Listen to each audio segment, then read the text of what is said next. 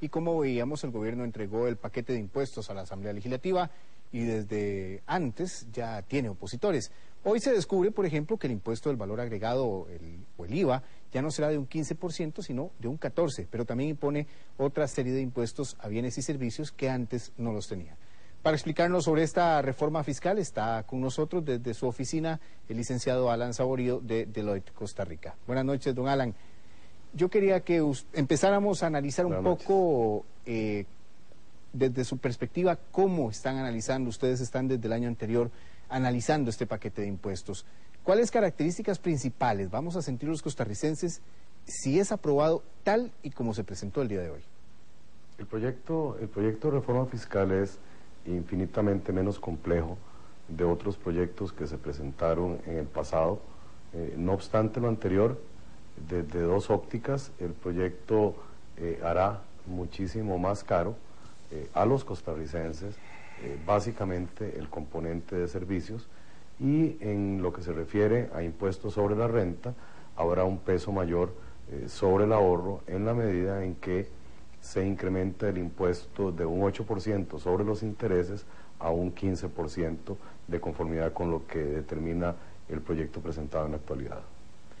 En otras palabras, ¿se puede considerar que es un paquete de impuestos también de rápido cobro?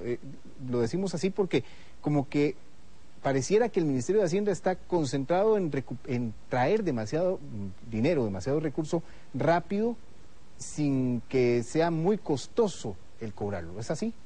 Bueno, el Ministerio de Hacienda ha dicho abiertamente que pretende incrementar la recaudación tributaria en nuestro país en un 2.5% del Producto Interno Bruto. Esto corresponde aproximadamente a 500.000 millones de colones. En esa medida, el paquete o la reforma fiscal obviamente incrementará esa carga tributaria sobre las espaldas de los costarricenses. Ahora bien, tenemos que recordar que un país con un déficit del 5% del Producto Interno Bruto en las finanzas públicas es un país no viable. De manera tal que tenemos que ver el proyecto no solamente como un incremento en la carga de los costarricenses, sino como un aumento en la recaudación tributaria necesaria de alguna forma para equilibrar las finanzas públicas. Don Alan, ¿hay algún cambio, por ejemplo, en recaudación de otros impuestos? Estamos hablando de impuesto de renta, impuesto de ventas, que son impuestos que se gravan a productos, que se gravan a servicios. Pero no, hay algo en el paquete fiscal, en este paquete de cambios a importaciones, ¿hay algún impuesto en aduanas, algún cambio en este tipo de impuestos? Sí, además de las reformas en lo que se refiere a impuesto sobre la renta, impuesto al valor agregado, que es el cambio de impuesto de ventas a impuesto al valor agregado, tenemos un incremento importante en el impuesto de traspaso de bienes inmuebles, donde estaría pasando de un 1.5% que hay en la actualidad a un 3%. Tenemos un incremento también importante en el impuesto de traspaso de vehículos, donde pasaríamos también a un 3%, y hay un incremento también del 10% en el impuesto selectivo de consumo en lo referente a la importación de vehículos. Además, tal y como se ha mencionado desde que los textos comenzaron a conocerse, por lo menos en borrador, de que la totalidad de los servicios quedarían gravados con impuesto de ventas, haciendo algunas excepciones en lo que se refiere a los alquileres para uso habitacional, algún tramo exento en lo que se refiere a educación primaria, secundaria y preescolar, y una tarifa diferenciada en lo que se refiere a educación universitaria, donde estaríamos hablando de un 14% para carreras no autorizadas y un 10% para carreras autorizadas por el Consejo de Supervisión de la Educación Superior. Ahora bien, don Alan, ¿cómo analizan ustedes también dentro de la estructura interna del Ministerio de Hacienda? ¿Debe existir ante esta petición de impuestos, de aumento de impuestos, debe también existir algún tipo de compensación por parte del Ministerio de Hacienda, por ejemplo, el impuesto al salario? Bueno, en realidad el impuesto al salario dentro de esta reforma fiscal no se modifica en absoluto, se mantiene un tramo exento para una suma considerable y después tramos del 10% y del 15%. Ahora bien, no solamente debemos de hablar de impuesto al salario, tenemos que hablar que es necesario que el Ministerio de Hacienda haga un esfuerzo sostenido, un esfuerzo real en recaudar adecuadamente los impuestos.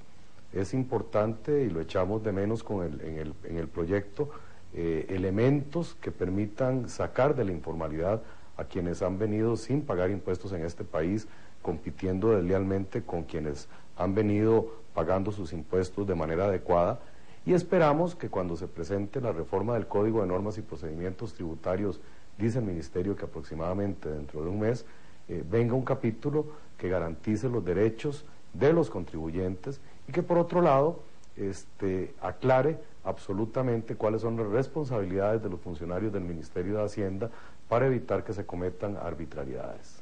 Esto también tiene que ver con la supervisión. El Ministerio de Hacienda deberá empezar un programa más agresivo de supervisión.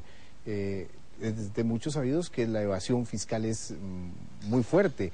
¿Cómo también se puede exigir al Ministerio de Hacienda a buscar esta mejora en supervisión? Recordemos que el Ministerio de Hacienda tiene dos funciones básicas.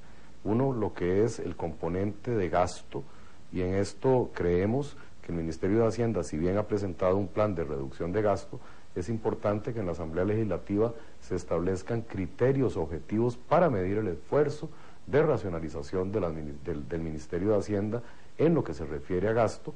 Y por otro lado es importante que la Asamblea Legislativa también establezca parámetros objetivos para determinar si el Ministerio de Hacienda está haciendo correctamente su función de cobrar adecuadamente los impuestos.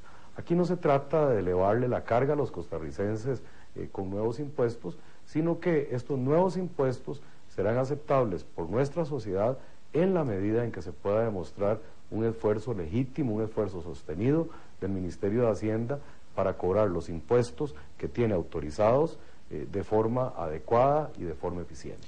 Don Alan, por último, ¿es sostenible esta reforma fiscal en el tiempo?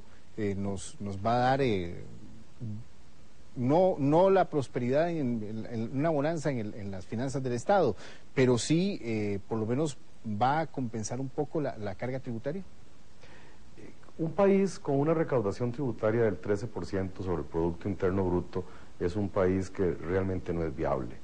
En la medida en que, repito, el Ministerio de Hacienda garantice el cobro adecuado y para todos los que hasta la fecha no han pagado, empezando por los informales, y un Ministerio de Hacienda que garantice un gasto racional, podrá en esa medida actuar legítimamente frente a los costarricenses.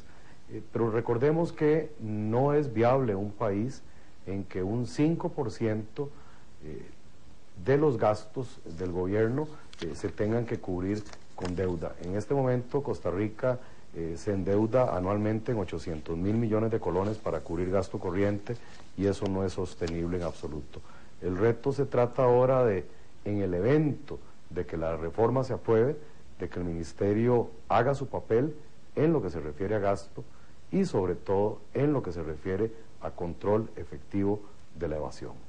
Muchas gracias a Alan Saborío, director de Deloitte Costa Rica, quien nos aclaraba un poco más sobre este proyecto de ley que hoy llegó al Congreso, que ya espera aproximadamente, según se ha estimado, unos 6 meses de mucho trabajo político y también de mucha exigencia por parte de los distintos sectores que estarán muy vigilantes de lo que suceda en la Asamblea Legislativa, en lo que es posiblemente, lo que se ha catalogado posiblemente como uno de los proyectos más ambiciosos de la administración Chinchilla para este año.